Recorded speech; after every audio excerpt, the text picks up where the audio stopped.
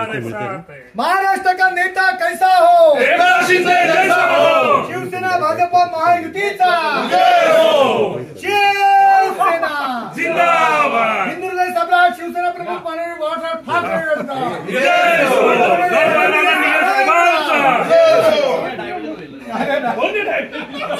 महायुतीचा महाविजय आपण बोलू शकतो आणि माननीय मुख्यमंत्री एकनाथजी शिंदे साहेबांच्या नेतृत्वाखाली हा विजय आपण संपादित करू शकलो, मिळवू शकलो।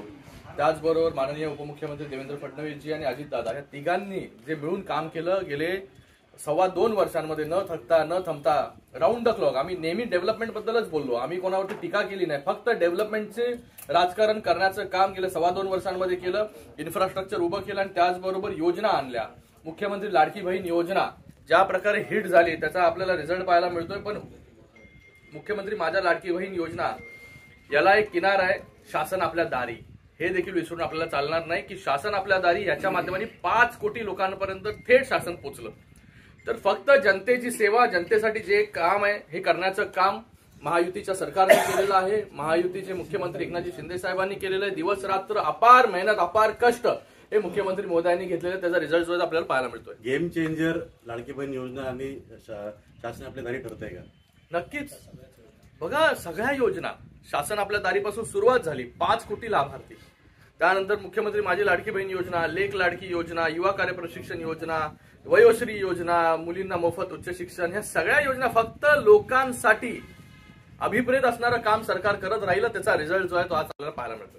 आपण संपूर्ण महाराष्ट्र विचार केला तर मग जो मतदान आहेत त्या दिवशी महिलांची संख्या मोठ्या संख्येने जास्त होती आणि तीच संख्या जी आहे त्याचा मतांच्या रूपाने लाडक्या भावावरती प्रेम करणारे ज्या बहिणी आहेत त्या बहिणी मोठ्या संख्येमध्ये बाहेर निघाल्या, कारण की कोणीतरी पहिल्यांदा त्यांच्याबद्दल विचार केला, त्यांना सक्षम करण्याचं काम केलं आणि मला वाटतं मताच्या रूपाने परतफेड करण्याचं काम लाडक्या बहिणींनी केलं। त्यांचं पण खूप खूप धन्यवाद व्यक्त करतो मी, सगळ्या महिला वर्गाचा धन्यवाद व्यक्त करतो की मोठ्या संख्येमध्ये आपण मतदान केल्यामुळे मतदानाची टक्केवारी देखील वाढली आणि आता लँडस्लाइड विक्टरीकडे म्हणजे आपण वाटचाल करतोय। ज्या पद्धतीनं मुख्यमंत्री एकनाथ शिंदे असतील किंवा आपण असेल राज्यभर अनेक सभा घेतल्या, मुख्यमंत्री जवळपास 70 सभा घेतल्या, आपण 42 मतदारसंघ कव्हर केले, शेवटपर्यंत कुठे हार मानली नाही किंवा शेवटपर्यंत कुठे असंही तुम्ही विचार केला नाही की आपण आम्ही जिंकणारच होतो, त्याच्यामुळे आम्ही एवढ्या सभा घेतल्या। शेवटपर्यंत आम्हाला माहिती होतं आम्ही जिंकणारच आहोत, लोकांपर्यंत जितकं पोहोचू तितकं जे आहे फायदेशीर ठरणार आहे। आम्ही पहिल्या दिवसापासून तुम्हाला सांगत होतो की क्लिअर मेजॉरिटी, थम्पिंग मेजॉरिटीनी जे आहे महायुतीचं सरकार येईल, आज तसंच घडलेलं आहे। थम्पिंग मेजॉरिटीनी महायुतीचं सरकार आलं। माननीय मुख्यमंत्री महोदयांनी 72 सभा ज्या आहेत ह्या घेतल्या कोड ऑफ कंडक्ट लागण्याच्या नंतर आणि त्याच्या अगोदरचा वेगळा। मी देखील 42 मतदारसंघामध्ये कोड ऑफ कंडक्ट लागल्यानंतर पोहोचलो होतो आणि त्याच्या अगोदर 63 मतदारसंघामध्ये गेलो होतो।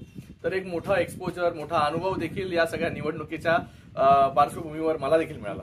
आरोप केले जात होते की एकदम अटीतटीची लढाई आहे, आमची सरकार आली की आम्ही जेलमध्ये टाकू, म्हणून ना लोक सरकार आल्यानंतर काय देणार लोकांना हे सांगायला पाहिजे, हे काय करणार नाही, काय बंद करू, ह्या सगळ्या गोष्टी सांगत होते, म्हणून लोकांनी त्यांना त्यांची जागा दाखवली, घरी बसणाऱ्यांना घरीच बसवलं।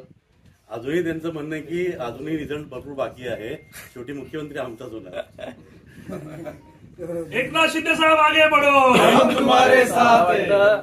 हा जे अपार कष्ट, मेहनत, 18 तास मुख्यमंत्री महोदयांनी जे काम केलं, त्या योजना आणल्या वेगवेगळ्या, मला वाटतं मुख्यमंत्री महोदयांचं पण खूप खूप आभार व्यक्त करतो, अभिनंदन करतो की या महाराष्ट्राला पहिल्यांदा 18 तास 20 तास काम करणारा मुख्यमंत्री लोकांनी पाहिला। वर्षा ज्यांच्यासाठी बंद होती त्यांच्यासाठी वर्षा उघडण्याचं काम केलं, रात्री अपरात्री जागून जे आहे लोकांना भेटण्याचं काम केलं। मला वाटतं खूप मोठा हा विजय आहे, हा हार्ड वर्क। मी नेहमी म्हणतो की कष्टाला पर्याय नाही, कष्ट कष्ट आणि कष्ट हे केले, त्याच्यामुळे आज जे आहे आपल्याला हा रिझल्ट जो पाहायला मिळतो।